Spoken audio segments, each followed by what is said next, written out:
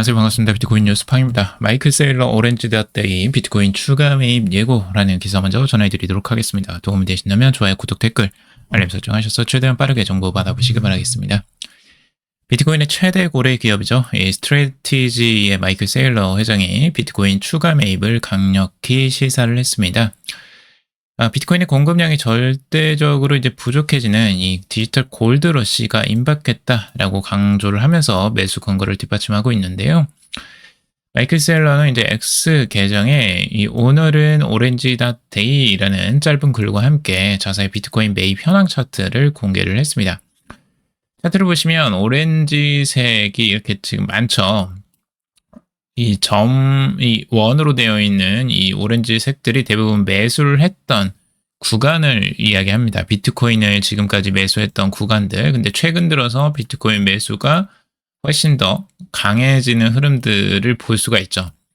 그만큼 더욱더 이제 비트코인에 대한 강한 확신을 가지고 이제 강력하게 매수를 하고 있다라고 볼 수가 있고, 오렌지.day라는 건 그 오렌지색은 이제 비트코인의 그 로고 상징인데, 요 색을 이제 바탕으로 해서 오렌지.day라고 이야기를 합니다. 이 비트코인을 항상 매입하기 전에 이런 그 이야기를 올리고 있고, 지속적으로 지금 스트래티지의 이제 마이클 세일러 같은 경우는 이 게시물들을 올리면서 지금 비트코인을 매수하는 상황들을 계속 보고를 해주고 있습니다.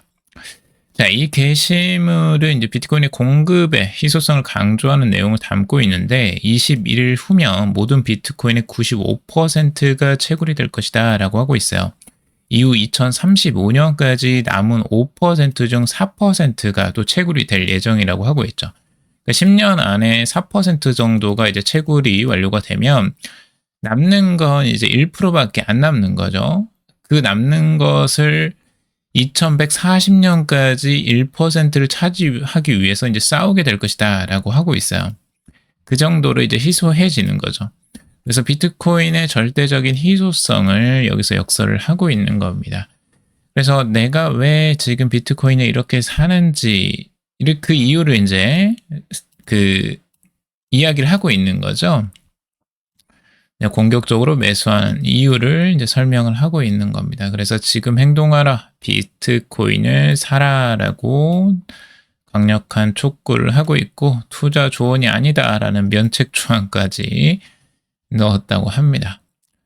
저도 투자 조언을 하는 건 아닙니다. 여러분들이 스스로 선택을 하시고 결정하시기 바라고, 우선 이런 기사들을 통해서 이제 많은 투자자들이 이제 어떻게 투자를 하는지 보고 배울 필요는 있기 때문에 계속 기사를 전달해 드리고 있고요.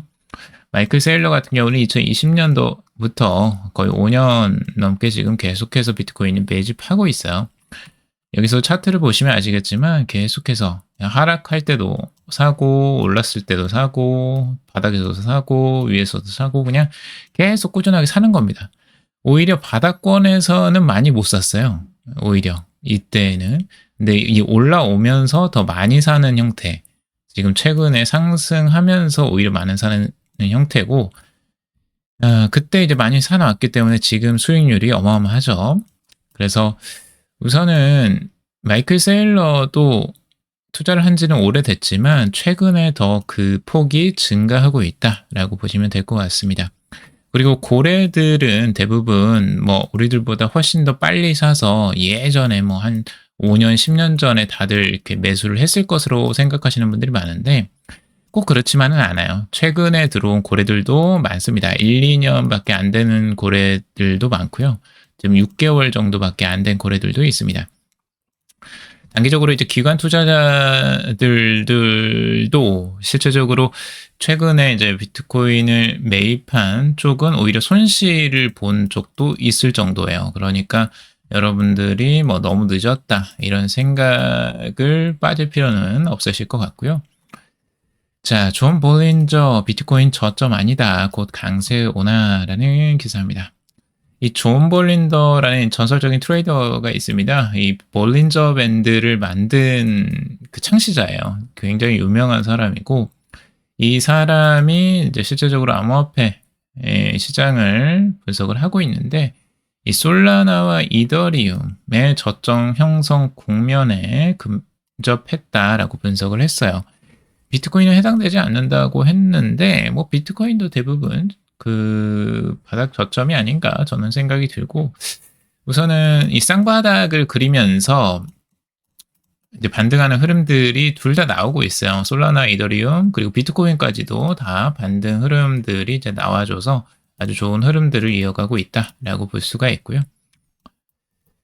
그리고 볼린저 밴드가 이제 수축되고 있다는 점도 이제 주목을 하고 있습니다. 이는 보통의 이제 강한 변동성 확대 전 나타나는 전형적인 전조로 해석을 하고 있습니다.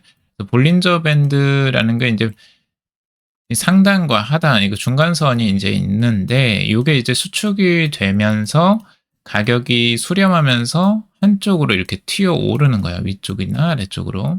이런 현상들을 이야기하는 건데, 지금 강하게 아래쪽으로 지금 조정이 나와서 수축되어 있다가 지금 위쪽으로 반등하는 상황이기 때문에 위쪽으로 상승 분위기가 굉장히 좋은 흐름들이라고 할 수가 있습니다. 이 기사는 한번 제가 예전에도 한번 전달해 드렸을 거예요. 그래서 바닥 저점에 대한 의견들, 전문가들의 의견들 제가 계속해서 전달을 해드렸죠. 그래서 그때 매수를 하신 분들 축하드리고, 또 매도를 하지 않고 잘 버티신 분들도 아마 그래도 꽤 회복이 되셨을 겁니다. 마이너스였어도. 그래서 그런 분들도 또 축하드리고요. 잘 버티신 분들이 결국에는 살아남는다라고 볼 수가 있겠습니다.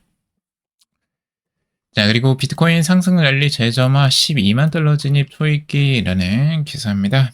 비트코인 반등을 통해 11만 2천 달러 저항 구간을 재진입했다라고 하면서 이번 주간 마감이 변동성 확대의 기점이 될 것으로 예상을 하고 있고요.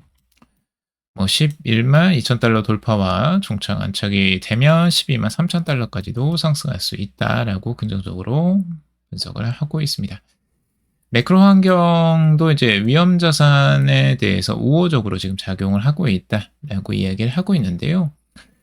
여기서 이제 미국 연방준비제도가 10월 29일에 열리는 연방공개시장위원회에서 기준금리를 0.25% 인하할 가능성이 98%가 넘는다라고 집계를 하고 있어요.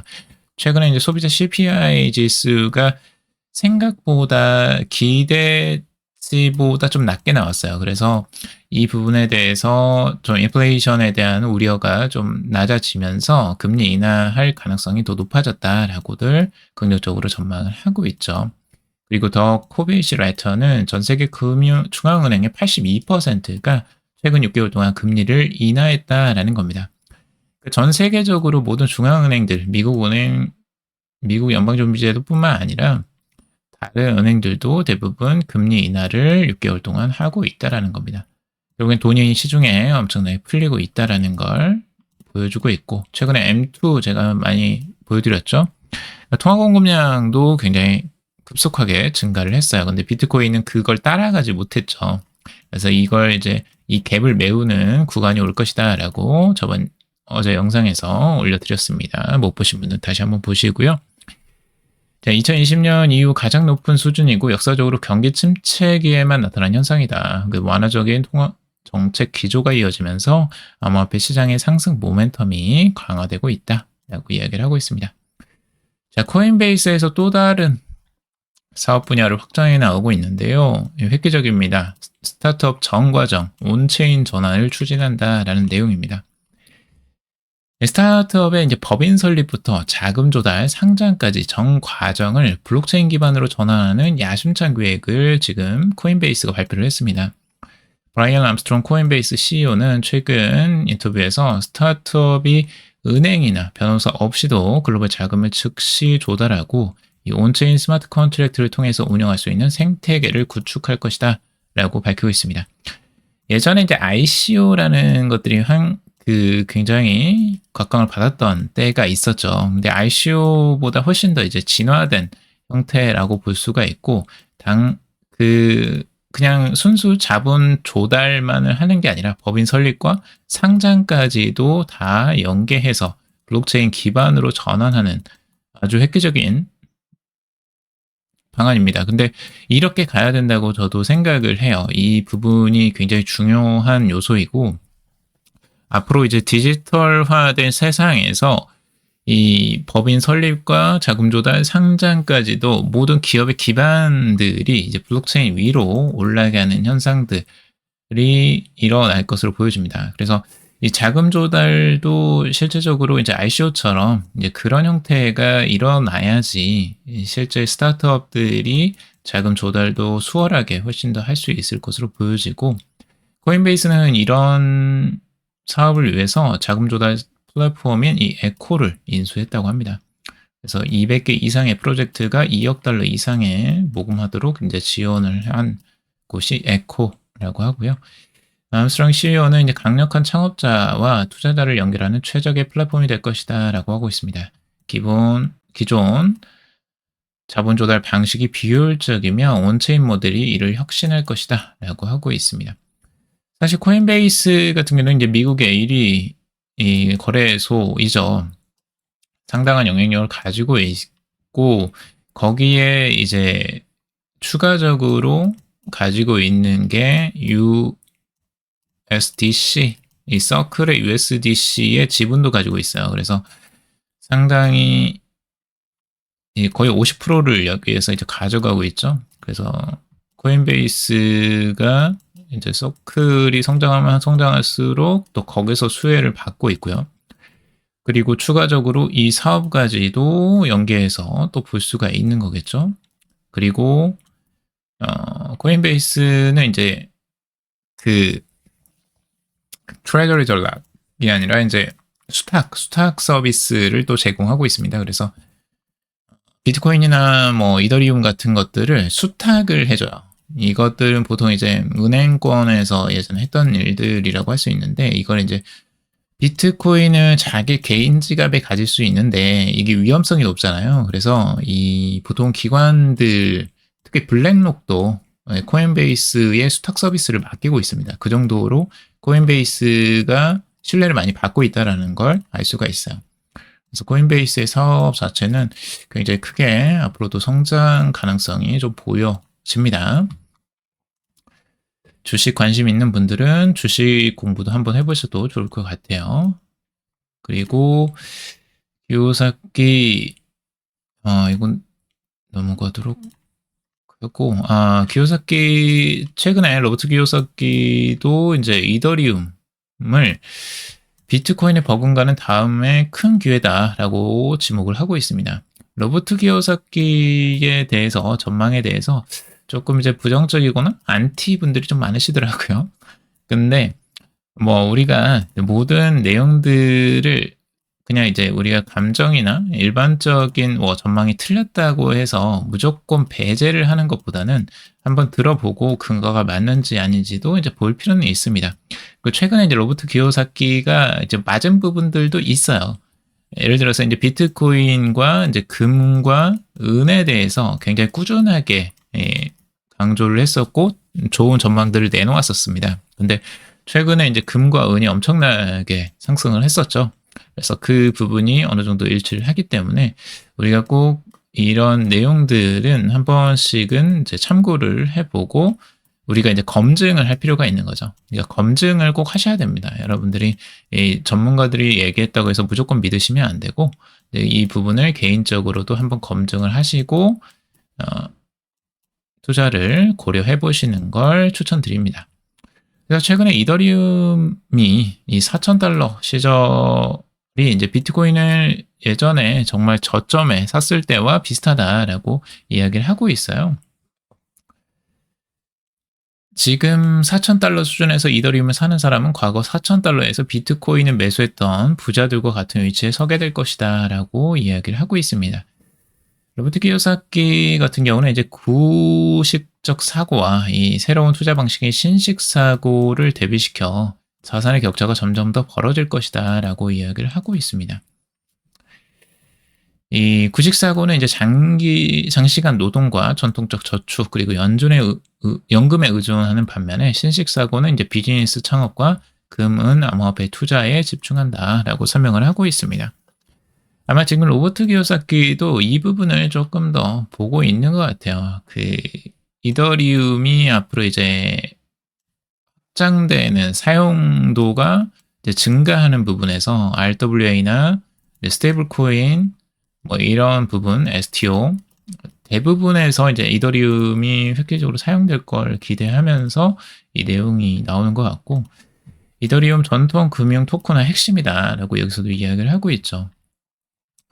전통 금융권의 핵심 토큰화 인프라로 빠르게 이더리움이 자리 잡고 있다라고 하고 있어요. 그래서 월가의 주요 기관들이 신뢰성과 확장성을 이유로 이더리움을 선택하고 있고, 시장 내 비트코인을 넘어서는 자산 신뢰도로 부상하고 있다라고 이야기를 하고 있습니다. 스탠더드 차타드 같은 경우는 디지털 제프리 캔드릭은 이 토큰화된 실물 자산 시장이 향후 12개월 내에 34억 달러에서 3천억 달러로 성장할 것이다 라고 아주 급진적인 전망을 내놓고 있어요. 캔드릭은 이제 전통 금융기관들은 이더리움을 가장 신뢰할 수 있는 블록체인으로 간주하고 있으며, 거래 속도나 수수료보다 안정성과 신뢰성이 더 큰 요인으로 작용하고 있다라고 하고 있습니다.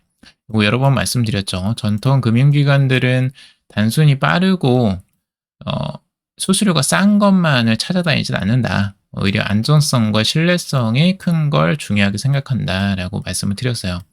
왜 그러냐면 이 금액 자체가 다르기 때문에 그래요.